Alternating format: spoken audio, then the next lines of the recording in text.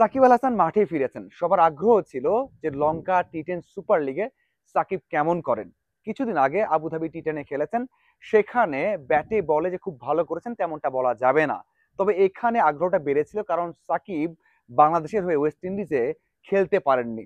এরপর ভক্ত সমর্থক অথবা আমরা যারা খেলাধুলো নিয়ে নিউজ করি তাদেরও আগ্রহ ছিল যে সাকিব আল হাসান এখানে কেমন করেন, আগের মতো পারফরমেন্স আছে নাকি এই যে অনুশীলনের মধ্যে নেই অথবা বিভিন্ন কারণে খারাপ করেন।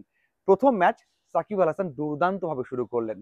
এক কথাই বলতে হচ্ছে যে ব্যাটে বলে অলরাউন্ড পারফরমেন্সে প্রথম ম্যাচটা শুরু করেছেন।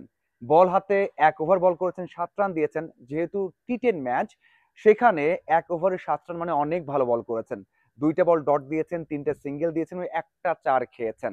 তার মানে এখানে বল হাতে দুর্দান্ত করেছেন। এরপরে আসা যাক ব্যাটিংটা নিয়ে। আমি নিজে আগ্রহ নিয়ে অপেক্ষা করেছি যে সাকিব আল হাসান ব্যাটিং এ কি করেন। তার চোখে একটা সমস্যা আছে, সেই সমস্যা যখনই খারাপ করেন তখনই সবাই কথা তোলেন যে সাকিব আল হাসানের চোখের সমস্যা হয়েছে, এই জন্যই খারাপ করছেন, কখনো ব্যাট করতে পারবেন না ভালোভাবে। আমার নিজেরও মনে হয় যে সাকিব আল হাসান আগের মতো ধারাবাহিক নেই ব্যাট হাতে। এখন কেমন করে সেই আগ্রহ নিয়ে বসেছিলাম। যখন 3টে উইকেট গেছে সাকিবের দলের 3.1 ওভারে, তখন মনে হয়েছে যে এই সময় অন্তত সাকিব নামবেন না। কারণ আমরা দেখেছি আবুধাবি টি10-এও এই সময় ব্যাট করেছেন, পরে ব্যাট করেছেন। সেই সময়টাতে হয় দল হেরেছে অথবা জিতেছে, এমন একটা রেজাল্ট হয়ে গেছে। কিন্তু এখানে এমন সময় নামলেন যখন দায়িত্বটা তার কাঁধে। 3টে উইকেট গেছে, ভালো করতে হবে, সেই প্রেশার নিয়ে ব্যাট করতে নেমেছেন এবং যা করেছেন সেটাকে এক কথায় দুর্দান্ত অসাধারণ বললে ভুল হবে না।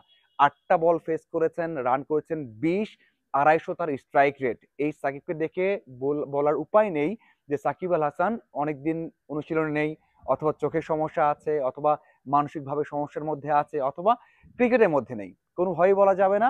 একটা 4 হাঁকিয়েছেন, 2টা ছক্কা হাঁকিয়েছেন, সিঙ্গেল নিয়েছেন, বল নষ্ট করেননি। এক কথায় দুর্দান্ত সময় কেটেছে সাকিব আল হাসানের। এবং এই যে লঙ্কা টি10 সুপার লিগ শুরু করলেন, এই ধারাবাহিকতা হয়তোবা অবশ্যই সামনেও রাখবেন।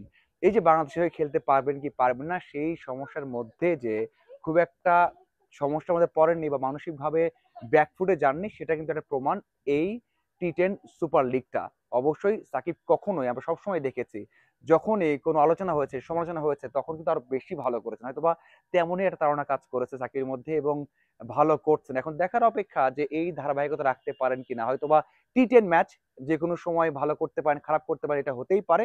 তবে সাকিবের যে এক্সপিরিয়েন্সটা আছে সেটা অবশ্যই কাজে লাগবে। এবং ওই যে একটা কঠিন সময় নামলেন, কঠিন মুহূর্তে নামলেন, সেই সময় ম্যাচটাকে কিভাবে বের করে নিতে হয়, সেই দক্ষতা, সেই সাহস যে এখনো সাকিবের মধ্যে আছে, সেটা কিন্তু আমরা বলতেই পারি। কারণ সাকিব যে দীর্ঘদিনের এক্সপিরিয়েন্সটা সেটা কাজে লাগাচ্ছেন এবং হয়তোবা এটা আরো অনেকদিন আমরা দেখতে পারবো। সেই প্রত্যাশা হয়তোবা সমর্থকদেরও থাকবে এবং যারা ক্রিকেটটাকে ফলো করেন তারাও রাখবেন।